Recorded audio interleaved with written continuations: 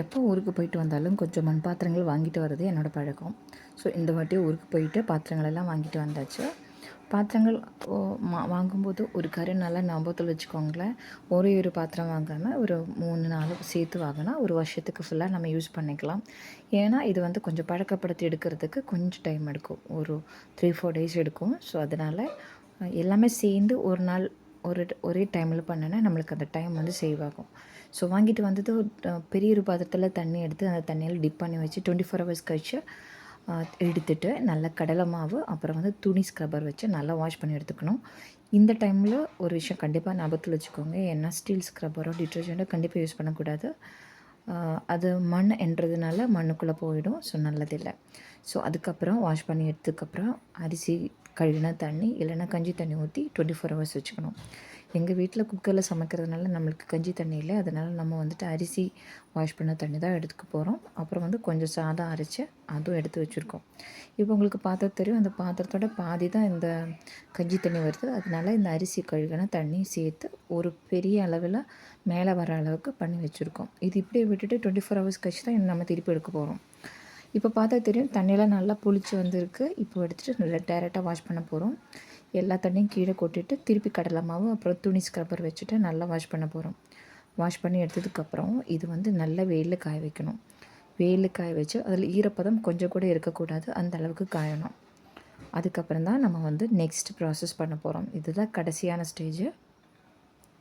இப்போ நீங்கள் பார்த்தா தெரியும், எல்லாமே நல்லா காஞ்சிடுச்சு. இதில் வந்து எண்ணெய், நான் நார்மல் சன்ஃப்ளவர் எண்ணெய் தான் யூஸ் பண்ணுறேன். எடுத்துகிட்டு நல்லா அப்ளை பண்ணணும். இதுக்கு உள்ளேயும் வெளியிலும் அப்ளை பண்ணணும்.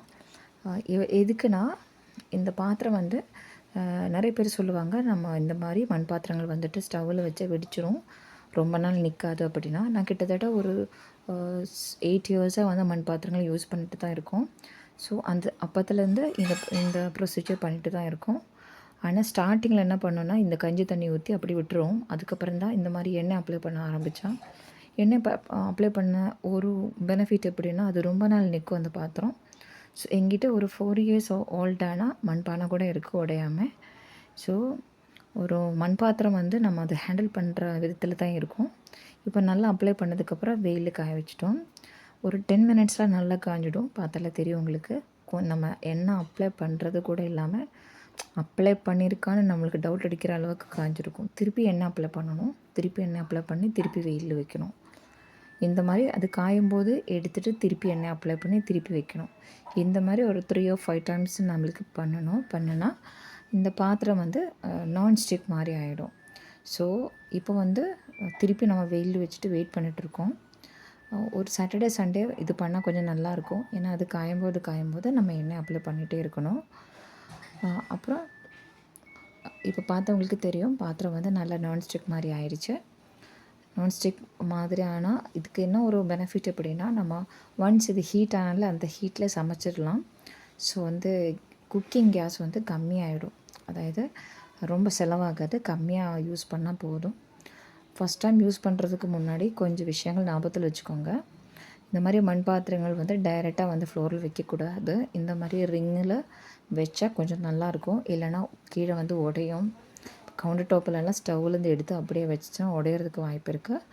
இந்த 3 ஸ்டாண்டுக்கு வந்து 69 rupees தான் ஆயிடுச்சு. அப்புறம் வந்துட்டு ஃபஸ்ட் டைம் டைரெக்டாக சமைக்காமல் ஒரு எக்கு மட்டும் ஊற்றி அதை அப்படியே நல்லா குக் பண்ணிவிட்டு கீழே கொட்டிட்டு நல்லா வாஷ் பண்ணிவிட்டு சமைச்சு பார்த்தா கொஞ்சம் கூட மண் வாசனை இருக்காது. ஸோ வந்து நான் இன்றைக்கே வந்து பொரியல் செஞ்சுட்டோம். கீரை பொரியல் தான் செஞ்சோம். கொஞ்சம் கூட அந்த மண்ணோட ஸ்மெல்லோ டேஸ்ட்டோ இல்லை. கரெக்டாக நான்ஸ்டிக் மாதிரி வந்திருக்கு. இந்த மாதிரி சின்ன சின்ன விஷயங்கள் மட்டும் நீங்கள் ஃபாலோ பண்ணுன்னா கரெக்டாக நான்ஸ்டிக் மாதிரி நம்மளுக்கு மண் பாத்திரங்கள் கிடைக்கும். ஃபஸ்ட்டு வந்து அது வாஷ் பண்ணும்போது கடலை மாவு துணி ஸ்க்ரப்பர் யூஸ் பண்ணணும்.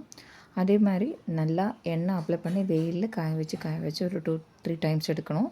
அது மாதிரி வைக்கும்போது அந்த மாதிரி ஸ்டீல் ரிங் யூஸ் பண்ணனா இன்னும் கொஞ்ச நாள் உடையாமல் இருக்கும்.